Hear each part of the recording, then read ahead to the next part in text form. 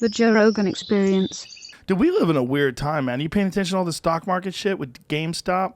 So I heard a little bit about it. We covered it a little bit yesterday. My friend Sagar and Jetty from the Rising the Hill, he covered it, and we played some of his shit. What basically is going on is these people who are speculators on Wall Street.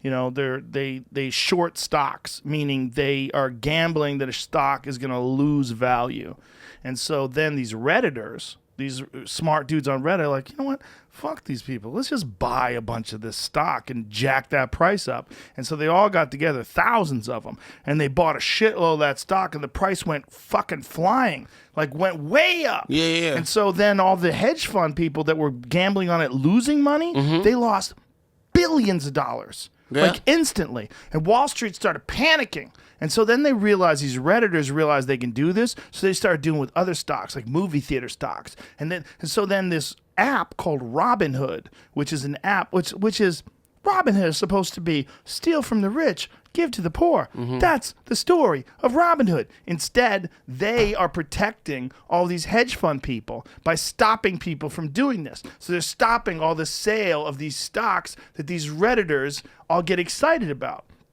So these people, even if they buy the stock, now they can't sell it. Or now is that what it is? Or they can't buy it? They can't buy it. They can't buy it. They can't buy it anymore. They can sell it, but they can't buy it. So they've essentially tried to do what they can to stop this scam, and everyone is furious at them. So much so that I sent you an article that Google removed over 100,000 one-star reviews from their app store because they were saving this application from having 1 star in the Google app because everyone was so mad at them. But meanwhile, that's a legit criticism. Like, here it is. Google salvaged Robinhood's 1-star rating by deleting nearly 100,000 negative reviews. Unhappy users have been review bombing the app.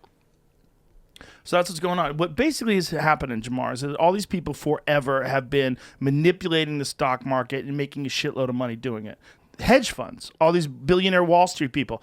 Now, regular folks on Reddit are starting to do the exact same thing, and they're making millions of dollars in the apps with stocks, and they're trying to figure out a way to stop these people from doing this because they don't want them to be able to do it. They want Wall Street to normal be able to people do it. are Yeah. Normal people are being penalized for figuring out a new way to hack the system that Wall Street has been manipulating forever.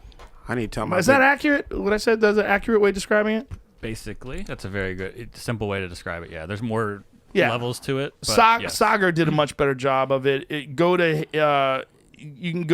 their YouTube page, Crystal Ball and Sagar and Jetty. It's called Rising the Hill. It's my favorite political talk show because there's a person, Sagar's on the right and Crystal's on the left, but they're both honest and objective, and they discuss how fucked up this is and how crazy it is.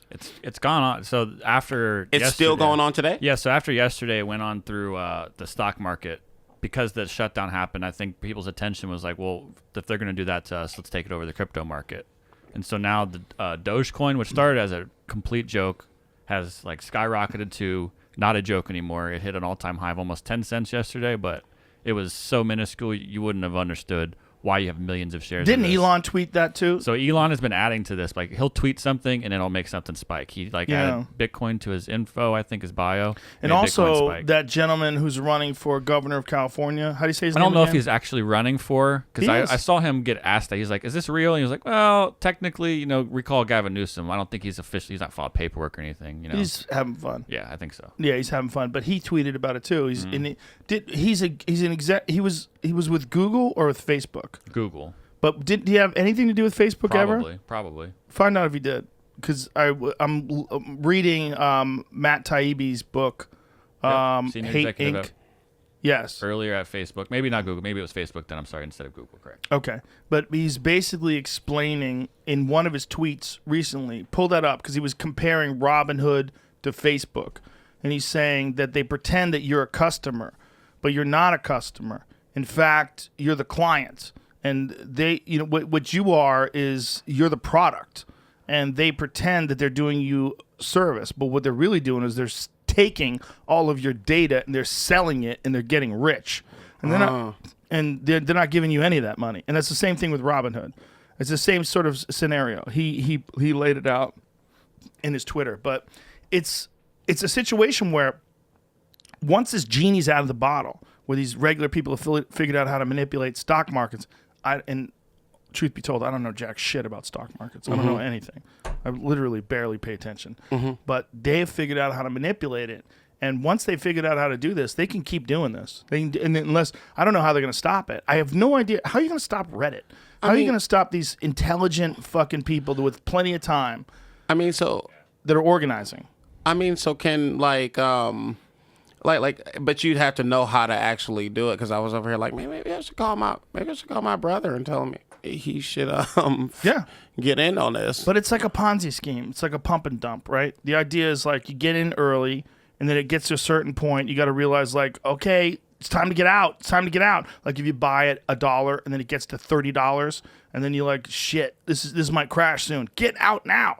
I don't know what the number would be. I'm just saying it. Right? I think that's what a lot of people think, but the understanding I have of this GameStop situation is what makes it a little different is that short squeeze situation is where there's contracts, which I think it just happened because the market just closed.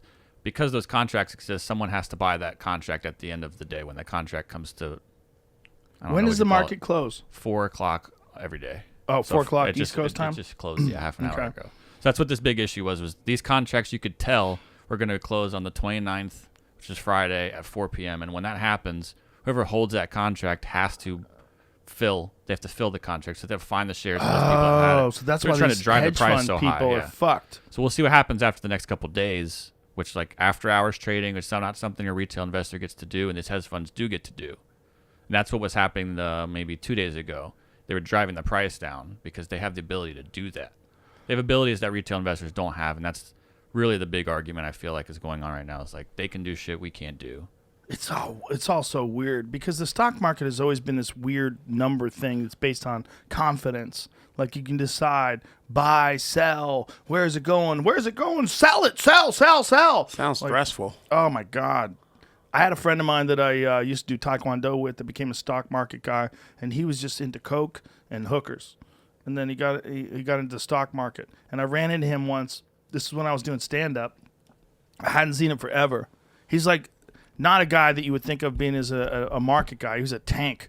He was like 5'10", 220, big, thick fucking neck, always partying. Just a fucking animal. I think he was on steroids. And I ran into him, and he was just doing coke and drinking. Yeah. And telling me he's in the stock market now. I was like, you're a stockbroker? He's like, bro, it's fucking fun, man. I fucking love it, man. We're selling stocks. We're making money. Like, he was an animal. Like, this dude was, I thought of a stock market analyst as being a guy with, like, a pocket protector. Like Warren Buffett or some shit. Well, back in the day, like, I thought they had a calculator and a computer, and they really knew a lot about the business, and they were just really calculated about their investments. And then I ran into this wild dude that I knew from my fighting days. I'm like, this guy's wild. I'm like, you're a stockbroker? And he was like, dude, that's what we do. How long has he been in it? I mean, we're talking about a long time ago. I just ran into him randomly at a comedy club, but he had been doing it for a few years. Catch new episodes of the Joe Rogan Experience for free only on Spotify. Watch back catalog JRE videos on Spotify, including clips.